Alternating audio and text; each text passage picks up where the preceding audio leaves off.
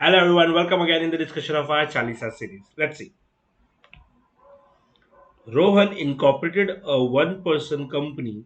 The memorandum of OPC indicates the name of his brother Vinod as the nominee of OPC. हमें याद ही है memorandum के clauses क्या क्या होते थे. Name, situation, object, liability, capital, association and nomination. ये जो एन है ये सिर्फ और सिर्फ ओपीसी में आता था, राइट. इसमें नॉमिनी का नाम आता था. तो विनोद को नॉमिनी बनाया गया. However, Vinod is starting his new business in abroad and needs to leave India permanently.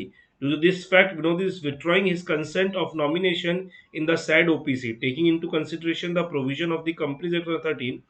Answers the following question: Is it mandatory for Vinod to withdraw his nomination in the SAD OPC? Can Rohan make his 17 years old son as a nominee in such case? चलो पहले देख लेते हैं क्या क्या requirement थे member और nominee बनने के. सबसे पहला, आप सिटीजन ऑफ इंडिया होने चाहिए. आप एक नेचुरल पर्सन होने चाहिए. आप मेजर होने चाहिए. आप रेसिडेंट इन इंडिया हो या अदरवाइज हो. मतलब रेसिडेंट हो या नहीं हो कोई फर्क नहीं पड़ता. दैट मीन इस कंडीशन को हमें कुछ कंसिडर ही नहीं करना है, राइट. मैंने क्लास में भी एक्सप्लेन किया था ये चीज. तो हमें तीन चीजें देखनी है. आप सिटीजन ऑफ इंडिया होने चाहिए, आप नेचुरल पर्सन होने चाहिए, आप मेजर होने चाहिए, राइट. देख लीजिए. सो हम पहला क्वेश्चन देखते हैं. Is mandatory for Vinod to withdraw the nomination the side OPC. The answer is no. बहुत सारी बुक्स में आपको सेम क्वेश्चन यस लिखा हुआ मिलेगा, बट करेक्ट आंसर नो होगा. व्हाई? बिकॉज देखो, अब जो अमेंडमेंट आया, अब जो चेंजेस आया, उसमें मैंने आपको बताया था रेसिडेंट वाला चीज हमें देखना ही नहीं है. अब देख लो, क्या Rohan citizen of India? The answer is yes. Permanently बाहर चल जाएगा तो क्या वो इंडियन सिटीजन तो है. क्या वो नेचुरल पर्सन है? ऑब्वियसली है. क्या वो मेजर है? यस है. तो जब ये तीन चीज सेटिस्फाई हो गई, रेसिडेंट ऑफ इंडिया और अदरवाइज, सब ये वाला भी सेटिस्फाई हो गया. तो सर क्या हुआ? हमें इसीलिए मैंने बोला आपको तीन ही चेक करना है, रेसिडेंट है या नहीं उससे कोई फर्क ही नहीं पड़ता. सो सिंस ये तीनों सेटिस्फाई हो गई, तो विनोद क्या हो सकता है? विनोद अभी भी ओपीसी का नॉमिनी बन के रह सकता है. उसे ये नॉमिनेशन विड्रॉ करने की जरूरत नहीं है.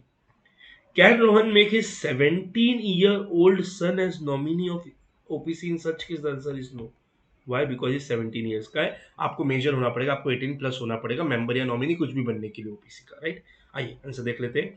No, it is not mandatory for Vinod to withdraw his nomination in the said OPC as he is leaving India permanently because he will still be a natural person who is an Indian citizen and resident in India or otherwise. तो otherwise है वो.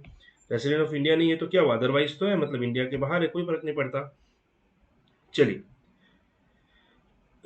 तो sir ये वाली line जो है resident वाली, ये हमारे काम की नहीं है, राइट. बिकॉज अगर रेसिडेंट होता तो हम ये देखते. रेसिडेंट नहीं है तो हमें, हमारी ये काम की नहीं है. रेसिडेंट होगा तो 120 डेज चेक करो. रेसिडेंट नहीं है तो भी चलेगा अब तो. इसलिए मैं हमेशा बोलता हूँ, क्लास में भी बोला, अभी भी बोल रहा हूँ, हमको ये रेसिडेंट वाला सिचुएशन देखना ही नहीं है, कंडीशन देखने की ही नीड नहीं है. चलिए.